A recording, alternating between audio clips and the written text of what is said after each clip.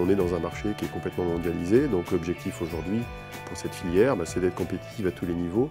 Et je pense que le point le plus important, c'est d'être capable d'intégrer les différentes pièces détachées de cette compétitivité, c'est-à-dire d'être à la fois bon dans les moyens techniques, dans l'innovation dans les moyens techniques, mais d'être également bon dans les formats. Typiquement, les modes de consommation qui comptent aujourd'hui, c'est ce qu'on appelle le transmédia.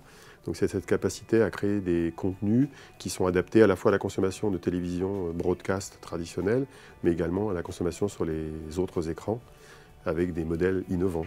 Je pense qu'il y a une dynamique à créer au niveau européen qui consisterait à aider les productions européennes à s'autosuffire. Je prends l'exemple du long métrage, la production de long métrage, où on a certaines sociétés de production comme Buff Company, MacGuff, Timto ou Microsimage qui pèsent sur le territoire français, mais qui pèsent aussi à l'international par leur savoir-faire. Et ça, il faut les valoriser. Il faut les valoriser parce qu'ils sont aussi des producteurs, ils sont prestataires et ils savent fabriquer des images de haut niveau. Sauf qu'aujourd'hui, nous avons la France, toute seule, ne se suffit pas à s'autoproduire. Donc il faut créer une dynamique européenne avec d'autres pays et éviter d'aller délocaliser obligatoirement la fabrication. Bon, il faut quand même savoir qu'il y a en gros 6 élèves sur 10 aujourd'hui qui veulent travailler dans ce secteur de l'image au sens large.